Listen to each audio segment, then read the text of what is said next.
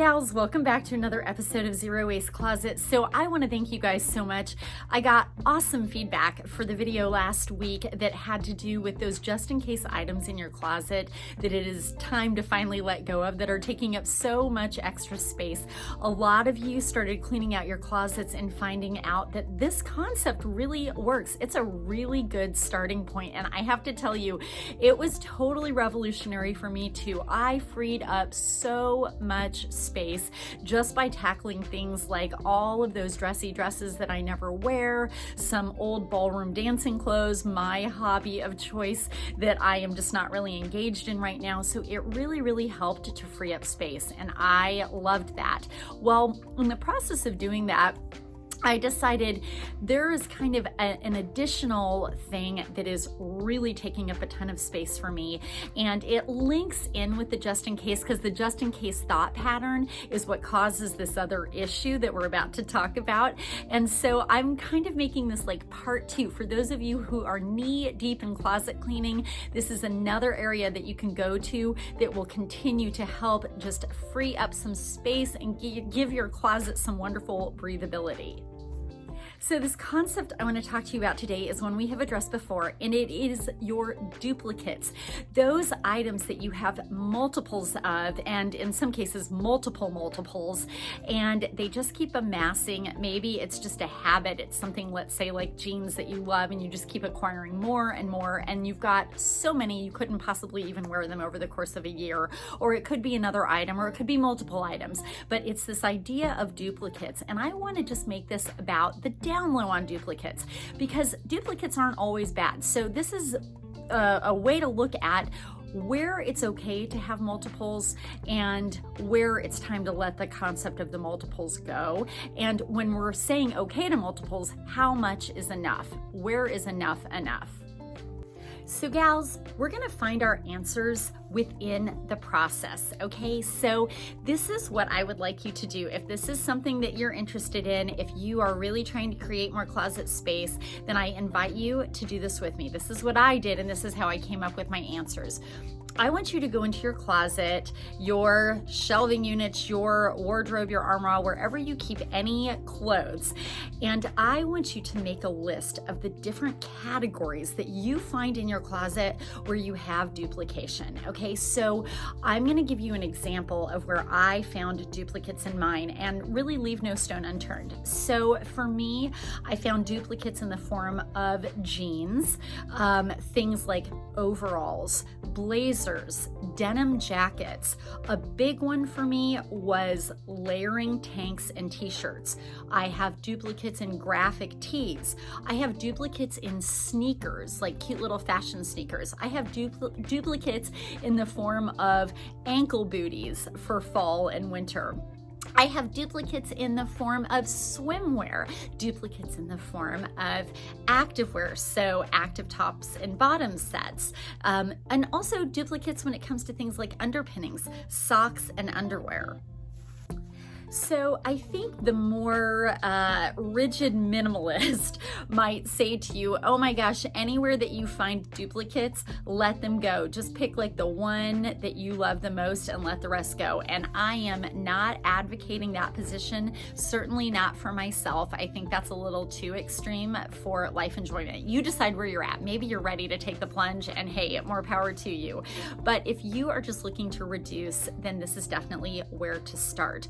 So the thing that I came to recognize is that there are nuances here, right? So in some cases, I don't need even remotely what I've got, and maybe I literally need to boil it down to one or two. And in other cases, maybe it's something it's okay to have more of, but how much is enough? So what I discovered was that I had to think very much about, in the process, this was very revelatory for me. I had to think about, what is it that I love the most? What do I wear the most? What do I feel the most comfortable in?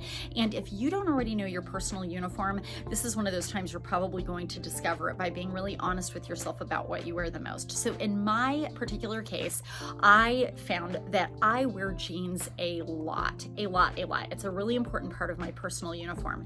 I also absolutely love overalls, as I'm wearing today.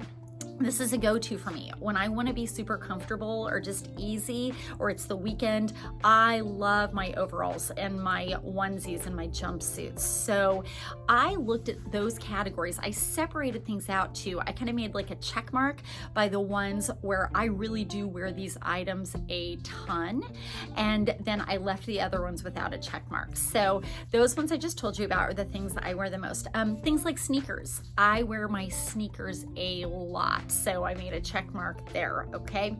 And what I did was I said to myself, how much is enough? You know, I had, gosh, I think maybe like 12 jumpsuits.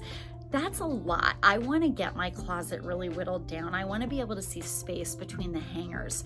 So I personally, and this, you do not have to follow this, I'm just telling you what was effective for me. I gave myself a number and I said, pick out my top 5 favorite jumpsuits and let's see if we can let the rest go. And if there are a few that it's just like, oh, this is hard to let go of, again, ask yourself why. Is this a just in case issue like we talked about in the last video? Are you worried about what's going to happen if you don't have those on hand just in case? When I did an honest assessment, I realized that there's probably only about 5 that I'm really wearing in rotation, if that. And so I packed up the rest and I am letting those go. Jeans is another huge one for me. So, you know, I love my jeans, but you guys, if you watched the last video, you saw I had like a huge armful of them. And so with my jeans, the honest truth is that I am probably wearing 4 to 5 pairs of them in rotation. The rest of them, without any doubt at all, are there for just in case purposes. Oh my gosh, what if I wear out these jeans and I need a backup pair of destroyed boyfriend jeans? That type of mentality, I'm letting them go, because what's gonna happen if I truly wear out those jeans that I love so much?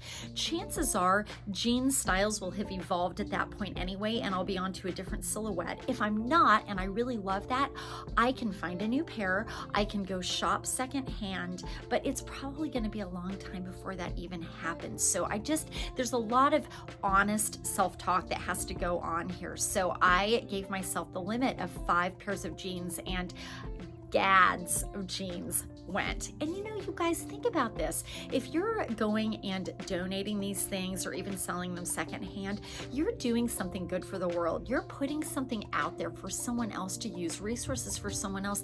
Maybe it's someone that doesn't have enough money to go and buy them brand new. So you're really putting them back into the flow of things and doing it good for the world. Sneakers were another really big category for me, okay, because I just have, is there something that you collect? Raise your hand if you are a collector. Are you a collector of handbags? Are you a collector of fashion sneakers like I am? Are you a collector of graphic t-shirts, that type of thing? Well, you know, look at those things that you are a collector of. And for me, sneakers is a big one. And the truth is, there are like maybe 2 pairs that I wear all the time. I never seem to go outside these 2 pairs unless it is on like some rare novelty occasion. All of the rest of them are there as backup, and I wanted to just take the plunge and let the backup go. So gals, I don't want to get overly exhaustive by going through every single category of mine of things where I feel like some duplication is okay because I wear it a ton, but let this just be the bottom line here.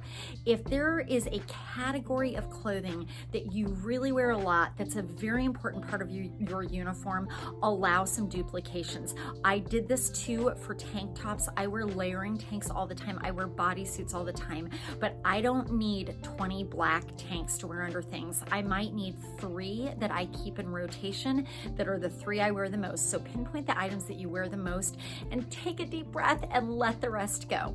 Now let's talk about the categories next, where it's just things that maybe you really shouldn't be duplicating at all, or if anything, maybe 1 extra. And those are, quite obviously, the items that you just don't wear a lot. So this is going to be different for every one of you, but it's time to do an honest assessment. So I'm going to give you some examples in my case.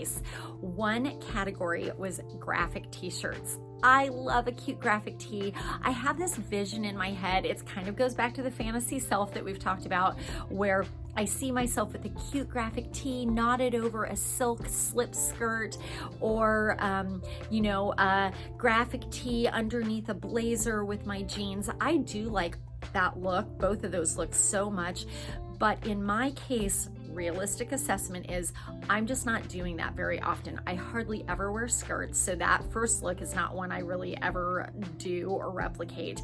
And the second look, I do actually wear my blazers a lot, but I am finding myself not reaching for my graphic tee to put underneath it nearly as much as I am reaching for like a silky little tank to put under. I love that look right now. And if I ever want to go back to graphic tees, I'm sure there will be cute ones I'll want to buy at that point.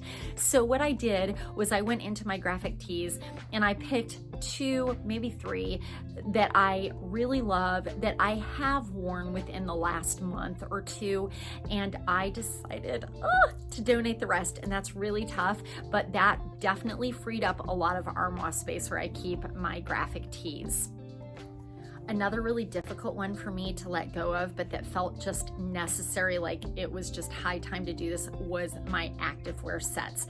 The reality in my life, and this may be totally different for those of you watching, is that I am just not really working out these days. It's sad to say, it's just my reality. I am working all the time. My workout is lifting boxes for my store and running back and forth and helping customers and chasing my kids. So I am not really going to the gym, and those activewear sets are sitting in there as a huge just in case item. Or what if I go back to my yoga practice?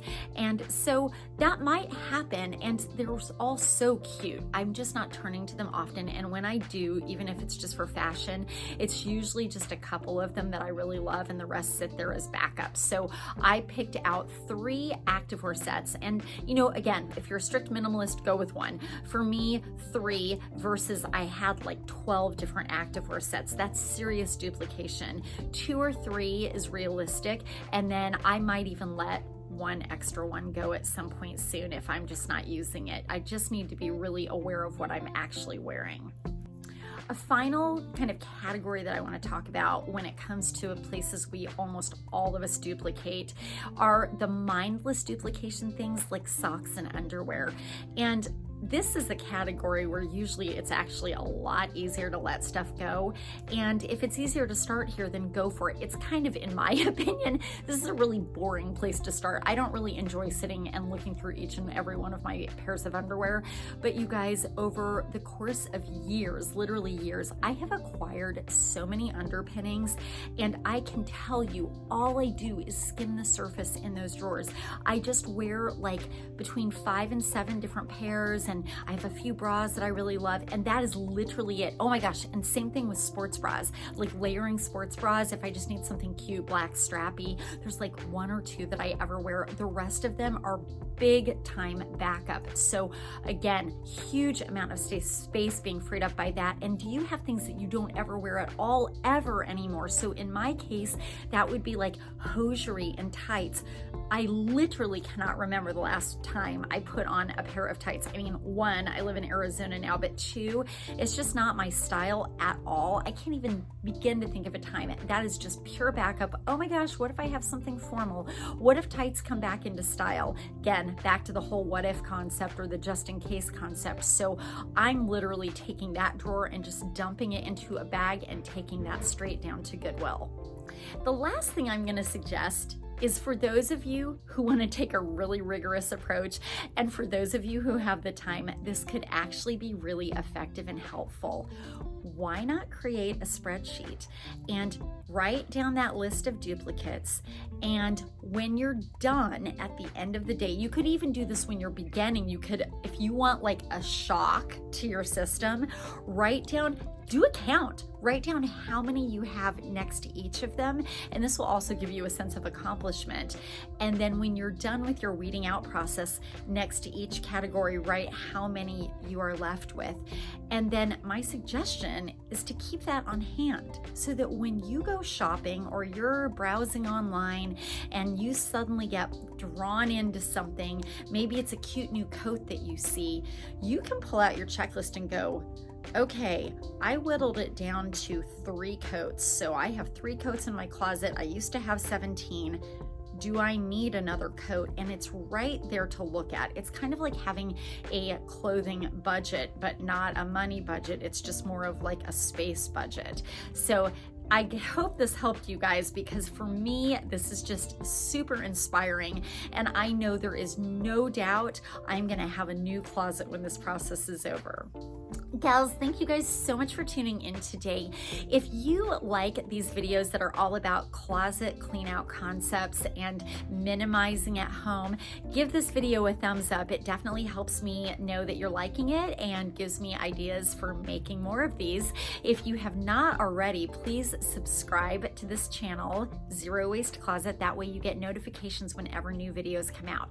If you have any thoughts, ideas, questions, concerns, never hesitate to reach out to me at lisa@shopchillstyle.com. You can email me that way, or you can come see me in our Fountain Hills store here in Arizona at Chill Boutique, or jump online if you just want to browse new styles, get ideas about what we're all about, www.shopchillstyle.com. I look really forward to seeing you guys in the next one.